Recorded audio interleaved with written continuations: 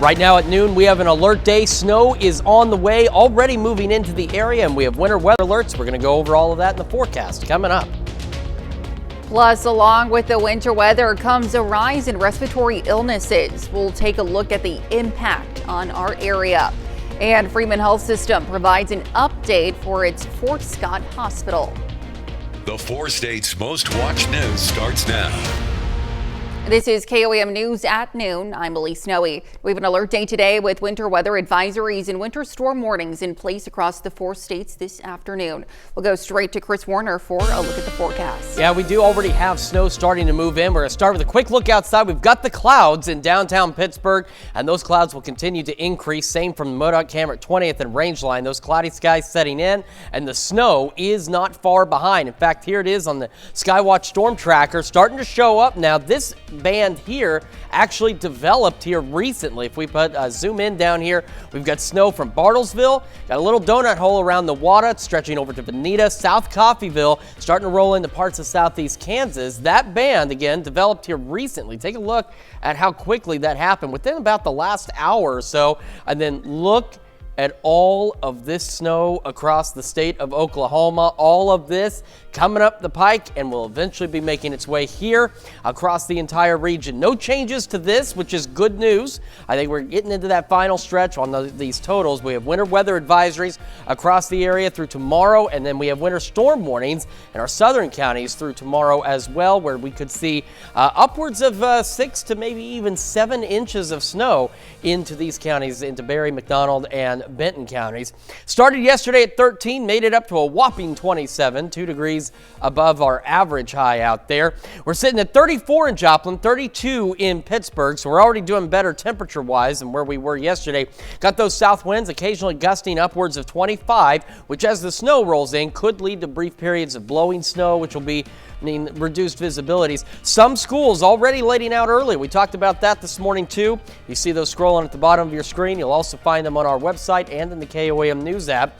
The winds are creating a bit of a chill to the air, so it feels like it did yesterday. So this wind chill is somewhat acceptable compared to what we've seen.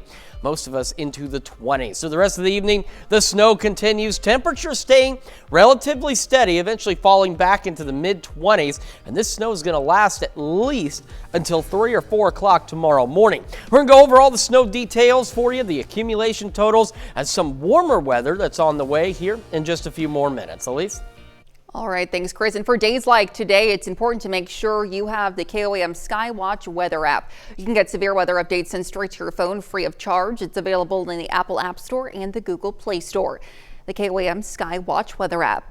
And as we move deeper into the winter months, respiratory viruses are on the rise. Freeman Hospital in Joplin reports that cases of flu and RSV are currently in the double digits, and experts warn that these numbers will likely continue to climb if we don't take precautions.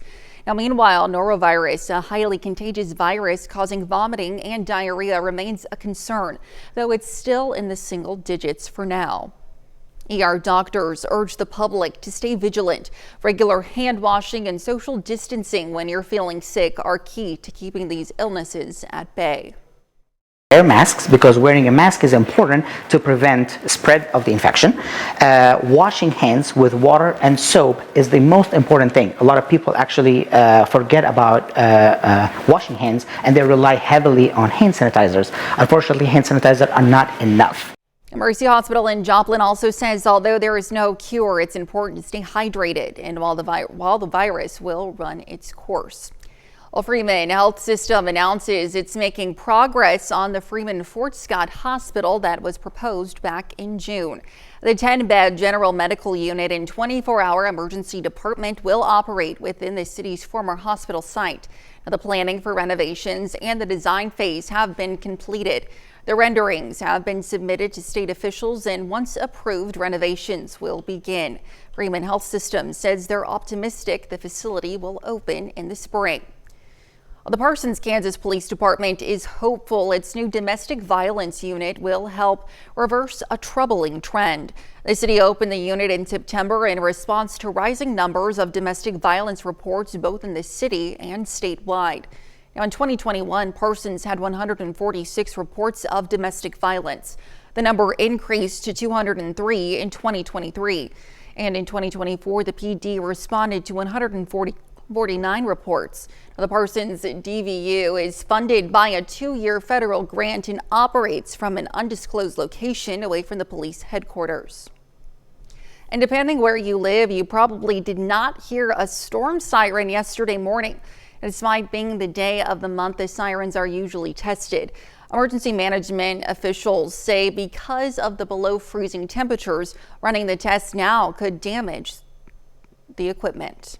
If there's any type of moisture in a siren and that might be frozen, we don't want to take a chance of damaging a siren for the test. Now, if it was a real event and it's 10 degrees outside, we're going to set them off no matter what. To avoid any false alarms, the sirens will be tested again next month. Now, if they can't test them for 3 months in a row, they'll do a silent test of the systems instead.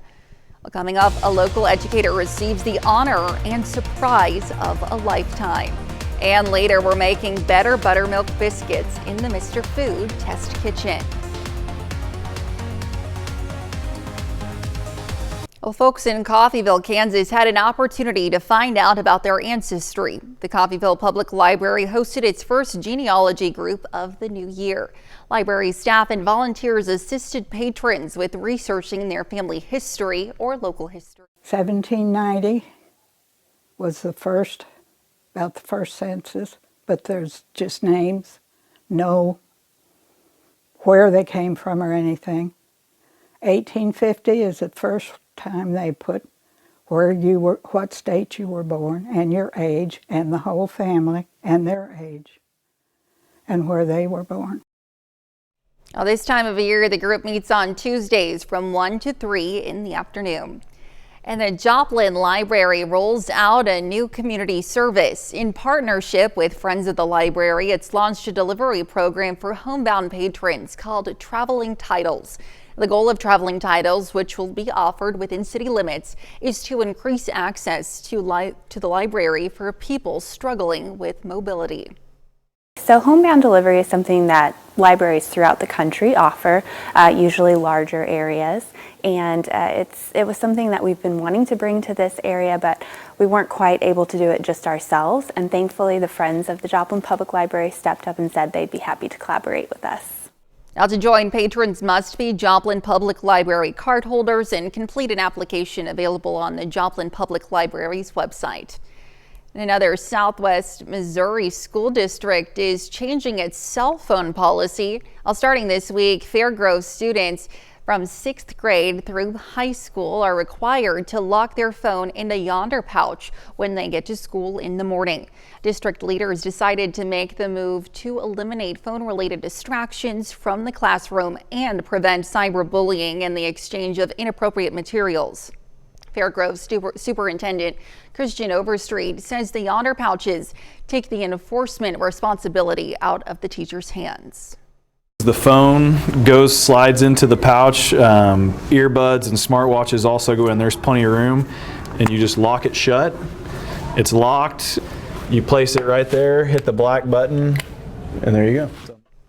At the end of the day, special magnets mounted in various places around the school allow students to open the pouches and remove their device. Other schools are joining the cell phone ban. Pittsburgh USD 250 began its new no cell phones during class policy on Tuesday. American Educator Award goes to Meredith Reed. Now, that surprise look comes from Girard, Kansas native and choral teacher Meredith Reed. Reed was awarded the Milken Educator Award yesterday at an all-school assembly at Girard High School in front of a crowd of cheering students and colleagues. The Oscar of Teaching is awarded to exceptional educators for their dedication to excellence in education and leadership. For Reed, the real reward comes from working with her students. Sweetness of the moment to have my choir there with me and all of my students there really means a lot to have them be a part of this day. Reed's award marks the first ever Milken in Girard United School District 248 history. And still to come on KOAM News at noon, Mr. Food. Today we're going to show you how to cut. And the funny thing is, we're not using a knife. Stick around and I'll show you what I mean. And we are tracking snow already working into the area. The latest on snowfall totals, how long this is going to last, and some warm weather that's around the corner when we come back.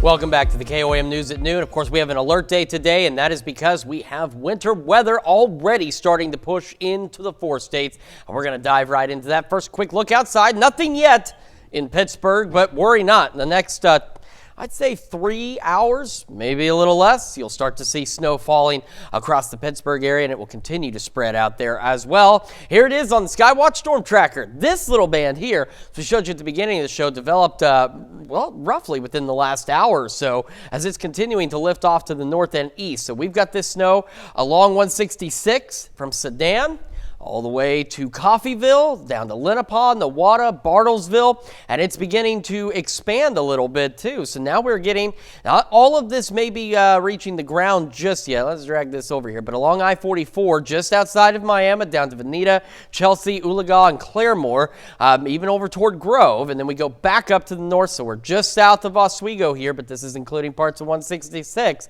Again, not all of it necessarily reaching the ground just yet, but it will not take long before it does so. And take a look at how that just kind of flared up, almost as if we were in thunderstorm season, but not, thankfully we're not as this time. But take a look at that, and then look at all of this that is continuing to push in across the state of Oklahoma, and we have got all of it on its way to us. And that's why we have winter weather advisories. We discussed this morning. If you weren't with us this morning, maybe you slept in, I wouldn't blame you. There are 5 National Weather Service offices that cover our region. Severe thunderstorm watches, tornado watches, things like that come from the Storm Prediction Center in Norman. These things typically don't. And so because of that, there are varying expiration times on every last thing you see here. Even the winter storm warnings don't expire at the same time because it's 2 different offices covering that. But the point is here, these all run through at least tomorrow. Some of them run through as late as 6 o'clock tomorrow evening. But we have the winter weather advisories, and we have these winter storm warnings as well. So why do we have those? Well, it's because we're going to get a decent amount of snow. And that's the other crazy part. We were colder this last weekend when we had some wintry weather. Barely got much of anything for most of us. This go around, it's going to be a bit different. So here we are at 2 o'clock. The snow continues to encroach upon the 4 states, getting through Oklahoma and parts of southeastern Kansas. And by 3, 4 o'clock, here it is now making its way into Joplin, just outside of Pittsburgh. We got Yates Center, Chanute, Parsons, Fredonia, Miami, Grove. You get the idea here.